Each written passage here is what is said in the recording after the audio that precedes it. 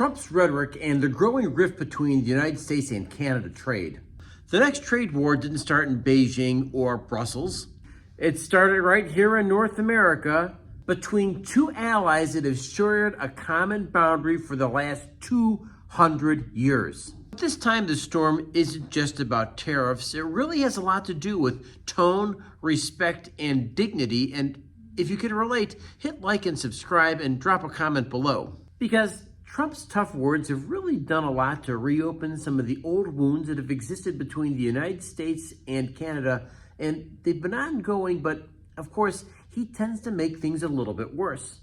So it began softly, a few harsh words at a trade summit, a new round of Buy American, and one promise: we're going to bring every single job back home.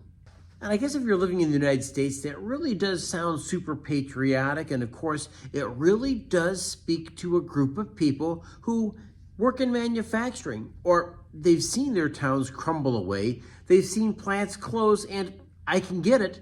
Right from the place I'm speaking today, there are 3 giant plants that have closed, and we're talking roughly about 15 to 20,000 jobs that just disappeared, not to mention their ancillary businesses that existed as well, and they are gone. And we would be foolish to say this is all Canada's fault. It has a lot more to do with the types of manufacturing, the types of jobs, the condition of the plants. You get the picture. And to blame this all on Canada really is a mistake, because I don't think it's Canada's fault at all. If anything, it is short-sighted business leaders and short-sighted political leaders inside the United States.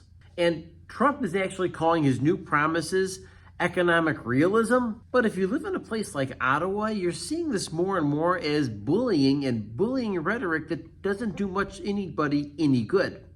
See, when tariffs rise on things like aluminum or autos, it doesn't just hit corporations. It hits border towns, it hits truckers, it hits small machine shops, it even hits newspaper publishers that have cross-border contracts between the United States and Canada, because, let's face it, folks, both countries need one another.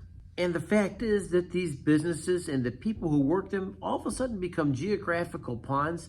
It's not right, it's not fair, and there's got to be solutions moving forward, because I honestly think that this is the glue that holds our countries together. The fact that there is such good cooperation for so long between so many people, between the United States and Canada. And if you like that, go ahead, hit like and subscribe, and drop a comment below, because I do need to hear from you. But the roots of this rift are as follows. This isn't the first time the United States and Canada have had some kind of a trade flare-up. These have happened periodically over time. Lumber, dairy, steel, you get the picture. But what's really different right now is the tone of these conversations and the rhetoric that surrounds them, because it's kind of ugly. Because Trump does speak the language of negotiation, but he also has the rhetoric and the bellicose ways of a brash New Yorker. And if you've been to New York, these are the kind of New Yorkers that kind of give New York a bad name, right? Because Trump tends to take every conversation and frames it more like a contest or a confrontation, not as much along the lines of cooperation. And maybe, just maybe, the cooperation is discussed behind scenes, but for his audience, they love the brash conversations that come with winning jobs back to the United States and how he's fighting for America. And of course, that rhetoric really does resonate well with the people in the United States who have seen their jobs disappear, the plants close, and their towns shrink because of manufacturing losses. And maybe the other part of that conversation then becomes people like Mark Carney, who have to respond some way, shape, or form. And I've found Mark Carney in conversations that I've seen him on TV and interviews to be somebody who tends to hold his cards a little bit closer. And maybe that's part of what Carney's game is, and maybe, just maybe, finding ways to negotiate peacefully and politically in better ways than maybe Trump does. Because the people north of the border, they tend to see this as American arrogance all over again, and I kind of get where you're coming from. And of course, disrespect really doesn't have a place, and there's no need to make Canada feel as though they are part of the problem, because in all reality, I do think that Canada is probably part of the solution, and the rest of it is the United States is the other part of the solution. And if you could dig to the bottom of what Trump's really trying to say, I think you cut through the rhetoric. This is what the simple message is. The bottom line is a country who does not protect its workers is a country that will lose them. And let's face it, neither Trump nor Carney are wrong, but I can tell you this much, he has a point.